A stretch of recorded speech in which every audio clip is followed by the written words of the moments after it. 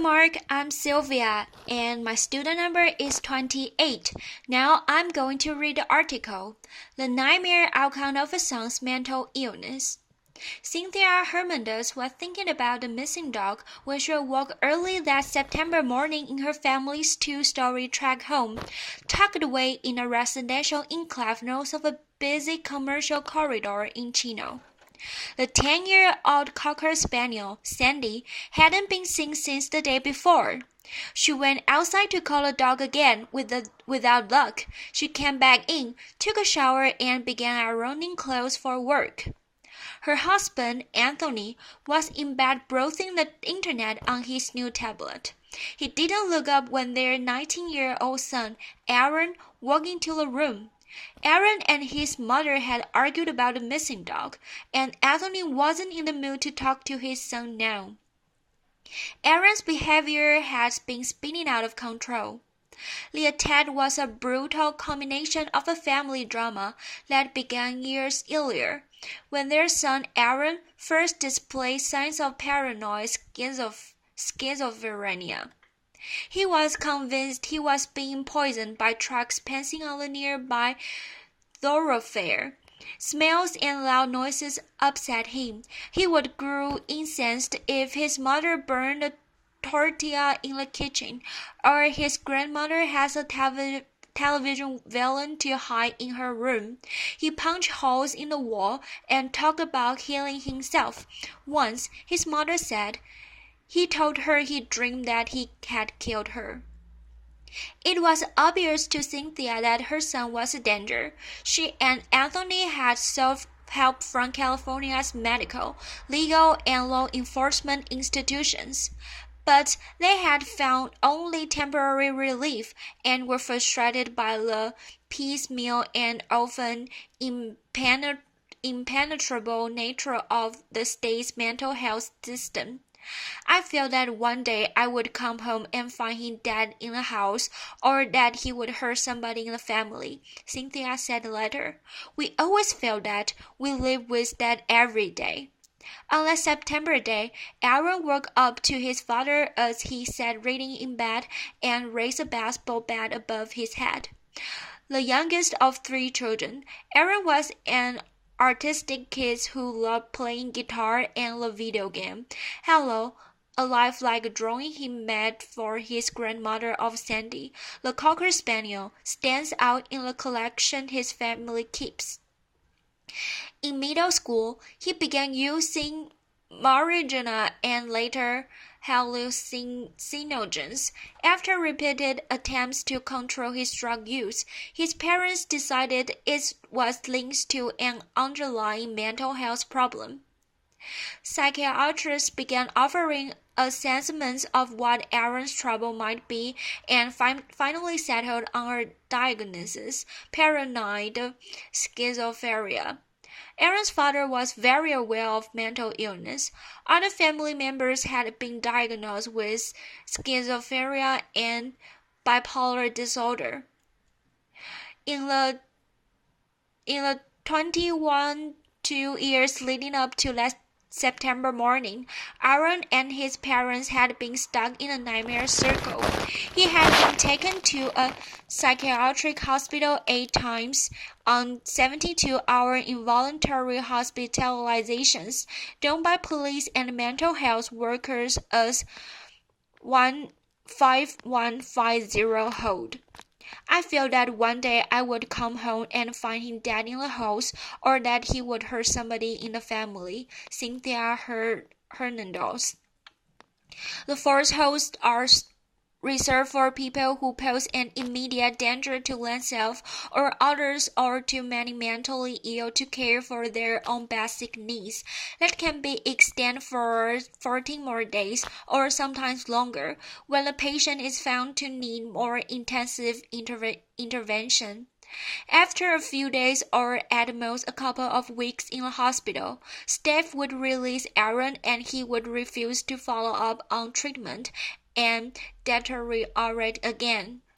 In the most extreme cases, a court may order the patient placed under a conservatorship, allowing a family member or other court-appointed person to make medical decisions on their behalf for a year or more. In many cases, that means placing the patient in a locked psychiatric facility and sometimes forcibly administering medication.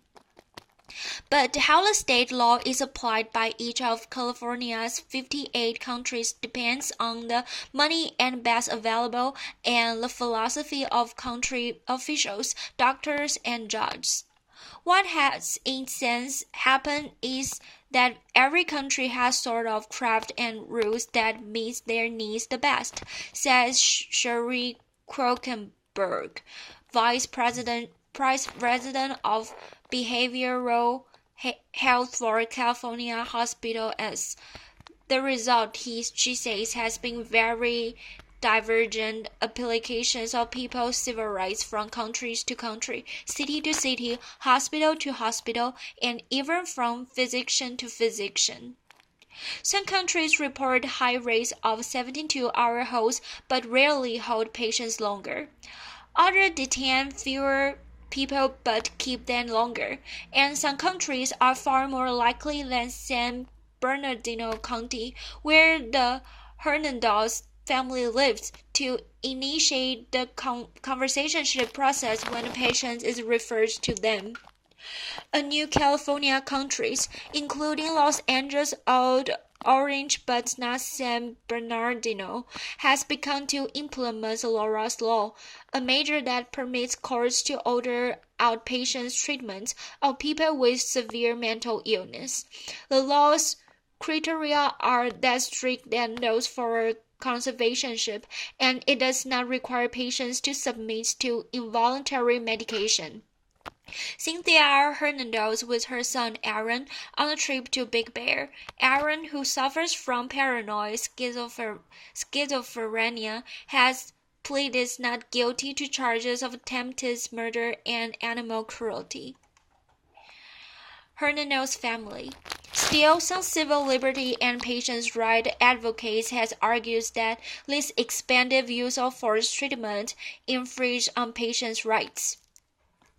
Melinda Bird, the director of Litigation for Disability Rights California, says the real breakdown in the system is that there aren't enough voluntary treatment services and too little efforts made by healthcare providers and country officials to engage people like Aaron in the existing programs. No one has shown me an individual who could not be engaged if approached in a way that makes sense to them, she says. You don't need to force treatment. It is ultimately counterproductive and incredibly expensive. State Assemblywoman Susan Igema D. Stockton, who wants to expand the use of Laura's Law, pointed out that people whose mental illness goes untreated often end up incarcerable. We see this as a way of potentially increasing people's freedom, she says. Unable to control Aaron, his parents kicked him out of the house twice after he turned 18 in 2013. During the first stints of homelessness, he was arrested on the charge of accident exposure and having an open container of alcohol. The case is pending. During the second, he landed in an emergency room with skull fracture. He says someone hit him with a skateboard. Shaken by each accident, his parents took him back in, but his behavior made them increasingly anxious. In a video, Anthony saved on his cell phone Aaron, side and dark-haired, with a pock-marked face, paces back and forth, cursing and covering his ears as he argues with parents. I wish I could go outside, but I can't, because people are going to be throwing their cars at me and throwing all kinds of fumes in their ears, and I can't even breathe in my own neighborhood, Aaron says. Anthony and Cynthia wrote up a document outlining their son's medical history and said they would bring to Canyon Ridge, a private psychiatric hospital in Chino, each time Aaron was detained there.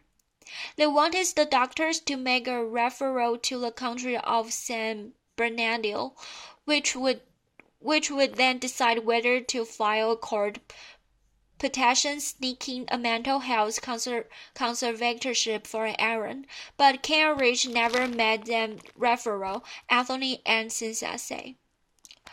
Representatives of the hospital did not respond to repeated requests for comment. Advocates and healthcare providers said there can be disincentives against doctors recommending conservatorship and countries pursuing them, including the strict requirements for a patient to qualify, the time it takes a doctor to argue the case in court, and the shortage of long-term beds for psychiatric patients. Even in cases in which the provider recommends a conversation, the country still has to make a decision to pursue the case. In some countries, like Los Angeles and Alameda, the Public Guardian's Office files a court petition nearly every time a health care provider refers a patient for a conservatorship. According to data provided in response to requests by the Times, LA, for instance, has filed petitions on 100% of approximately 1,200 referrals it receives each year. In San Bernardino County, the average was 34%. Karen Servants, a spokeswoman for the San Bernardino County Department of Behavioral Health, said investigators petition for conservatorship only when there are no other alternatives available. It is not clear what the country would have decided if the private psychiatric hospital where Aaron was taken during his 5150 commitments had referred him for evaluation.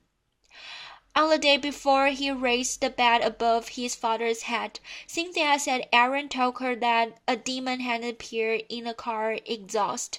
He called the county mental health crisis team and tried to put Aaron on the phone with them, but he refused, she said. The crisis unit sent a police officer to the house. By the time he arrived, however, Aaron had calmed down. When the officers asked if he wants to hurt himself or anyone else, he said no. Later that day, with his father at work and his mother out on an errand, Aaron led the family spaniel Sandy outside. He lifted the baseball bat and brought it down onto the dog, pounding her until she was dead. The next morning, Aaron brought the same bats down on his father twice. Anthony, a stocky 52-year-old, managed to wrest in the bat from his 110-pound son. He didn't see the knife in Aaron's other hands until the young man sent it into his temple.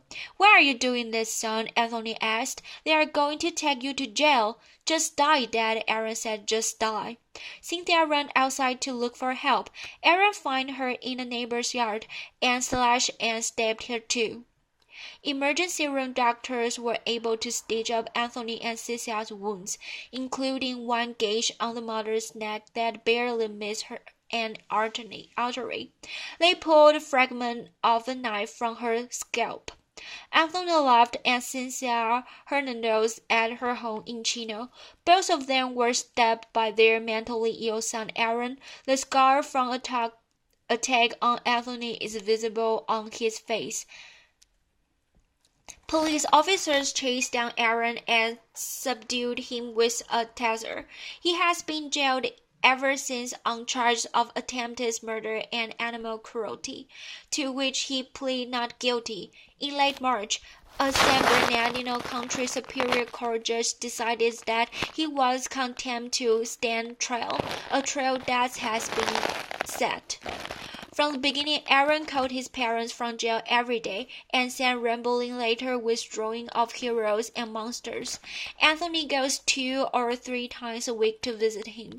It took Cynthia longer to walk up woke up the nurse to face her son after the attack.